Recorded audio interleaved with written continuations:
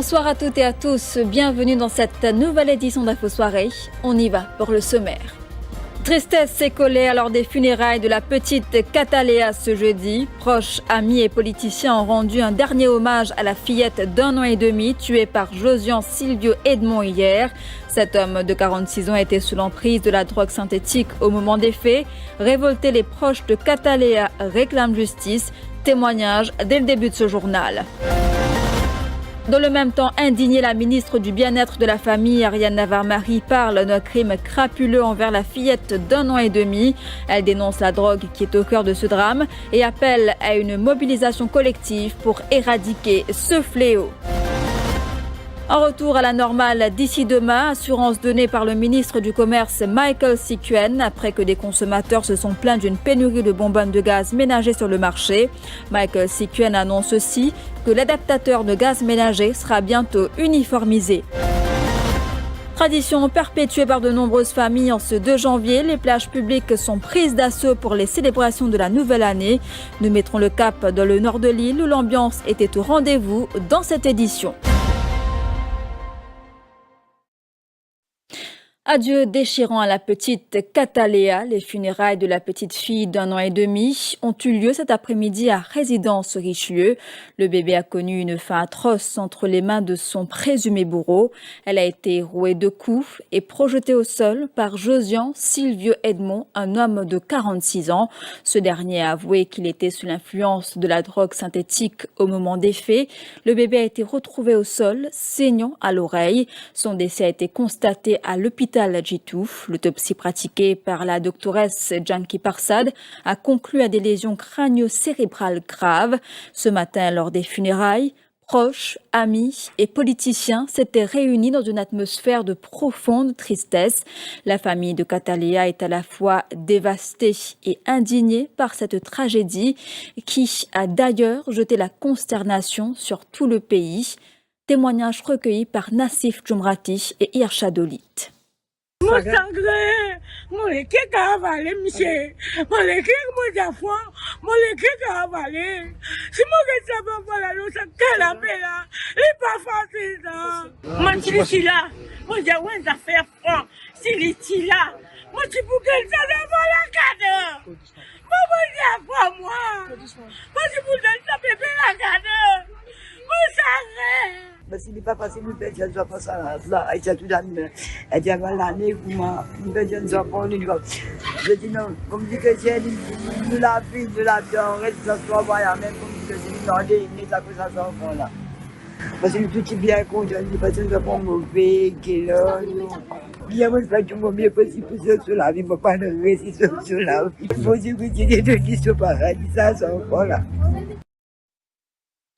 Plus jamais ça, premier commentaire de la ministre de l'Égalité des genres, du développement de l'enfant et du bien-être de la famille qui a assisté aux funérailles de la petite Cataléa à Résidence Richelieu cet après-midi.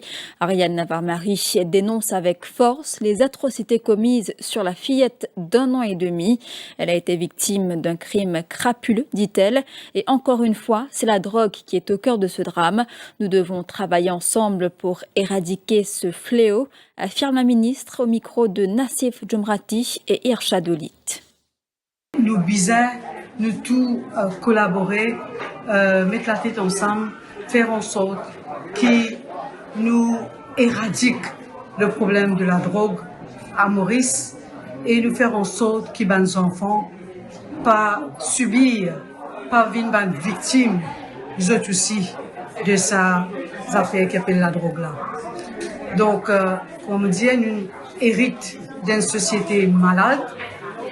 Le virus est là.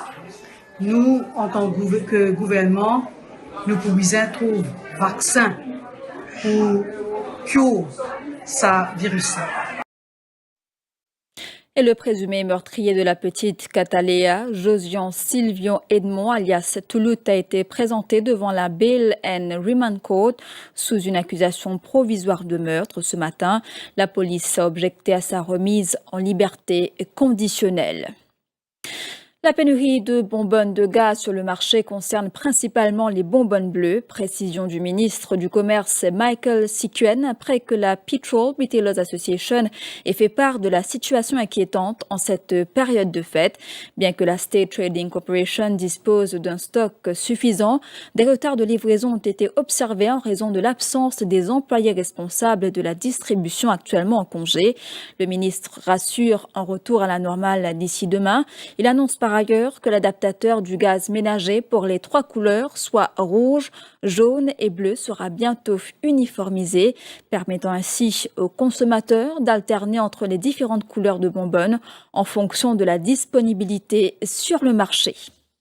Il n'y a aucune pénurie de gaz au niveau de la STC. Mais il y a un distributeur livré un gaz. Il y a gaz bleu, il y a gaz rouge, il y a gaz jaune. On comprend qu'il n'y a aucune pénurie au niveau gaz rouge et jaune. C'est au niveau gaz bleu qu'il y a une pénurie. Et on comprend qu'il y a un problème de livraison plutôt. Il y a beaucoup d'employés en congé fin d'année. Malheureusement, il y a un gros problème de main-d'œuvre pour livrer et aussi pour conduire un camion pour ça gaz-là dans un détaillant. Donc, je pense une solution qui peut bien mettre bientôt, c'est un adaptateur qui est capable de servir pour gaz rouge, jaune et bleu. C'est-à-dire, vous ne pas vous condamner avec une seule couleur gaz. Donc, beaucoup de travail là dans les jours à venir. Le plus important, beaucoup de travail là un adaptateur pour qui est capable de rendre dans tous les 3 couleurs gaz. Mais vous pensez à partir de demain, tout pour rendre dans l'autre parce que demain, il vient un jour de travail, le camion pour bien commencer à livrer normalement.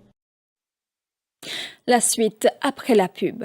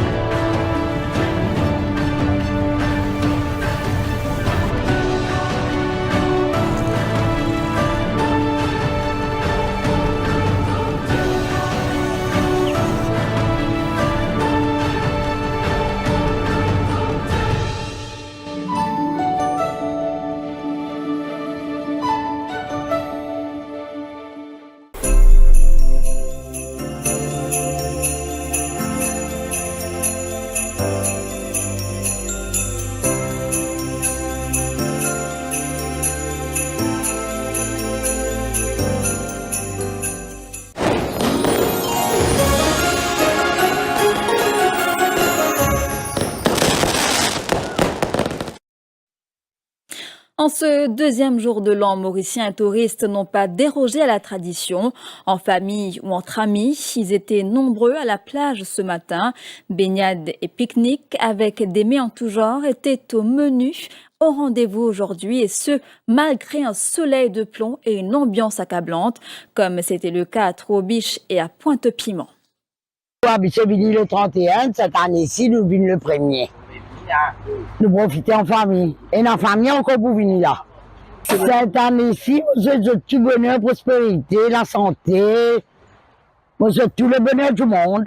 Là, on est arrivé vendredi pour passer de agréables vacances à l'île Maurice. Comment vous voyez l'île Maurice? Magnifique, c'est beau. C'est pour ça qu'on est revenu. On fait connaissance de la population mauricienne, de gens sympathiques, de lieux sympathiques pour pouvoir venir déjeuner, des bons poissons, des produits frais. Avant, on avait beaucoup de soucis de mettre une table et tout, mais là, c'est super, on est tranquille.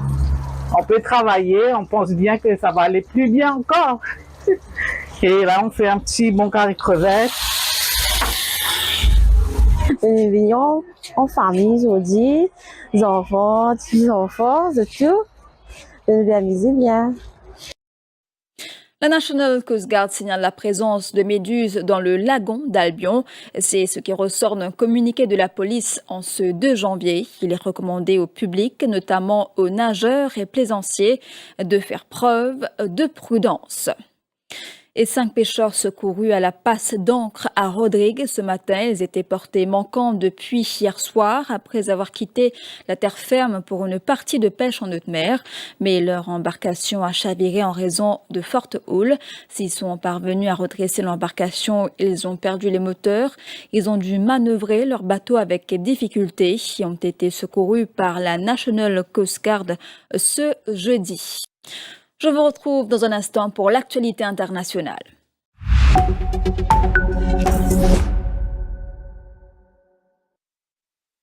À l'étranger, des habitants du sud de Mayotte fêtent sur la plage la nouvelle année lors des traditionnels pique-niques du 2 janvier.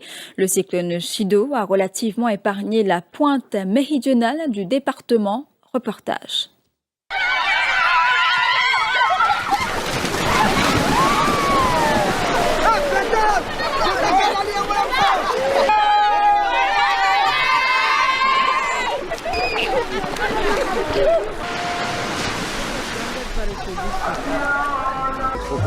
Se rendre bien compte de ce que c'est concrètement.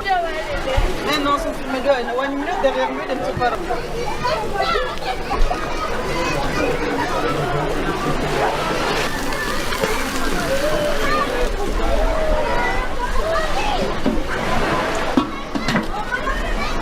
Ça reste une coutume de célébrer ce 1er janvier.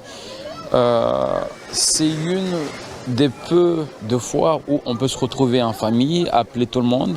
Quand vous regardez, on a des barbecues à côté, on a les enfants qui se baignent. Et puis nous irons ensuite. On a joué au football. Ici, le mot cyclone n'existe pas aujourd'hui. J'ai une famille qui habite dans le nord. Ils sont juste derrière moi, qui sont venus chez nous. Et ils habitent dans le village de Jembenyumba. Donc, ils préfèrent venir rapatrier chez nous dans le sud. Parce qu'ils ont des enfants, ils n'ont toujours pas d'électricité dans le nord. Donc c'est difficile à vivre pour eux.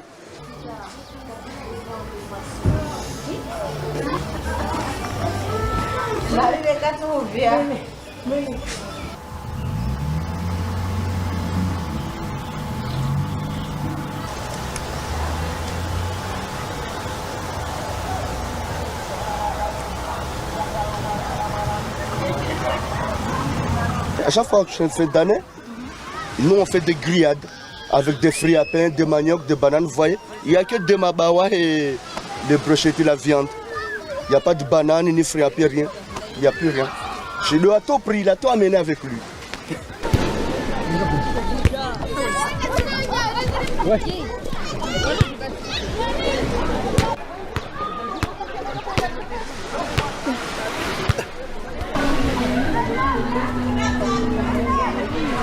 Parler aux caméras ou pas?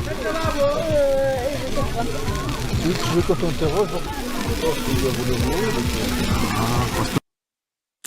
L'année 2024 a été la plus chaude jamais enregistrée en Chine, ont annoncé les autorités, sur fond de phénomènes météorologiques extrêmes qui se multiplient dans le monde avec le changement climatique. Regardez.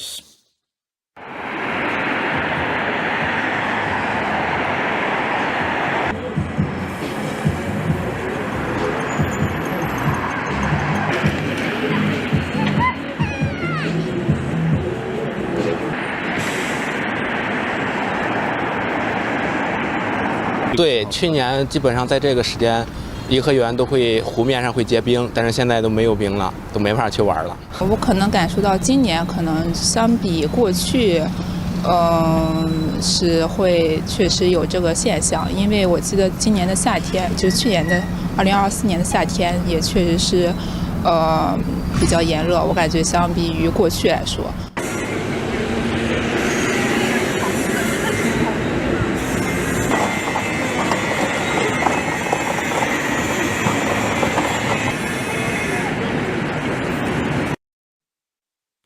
Voilà, nous sommes arrivés à la fin de cette édition d'Info Soirée. Merci de l'avoir suivi.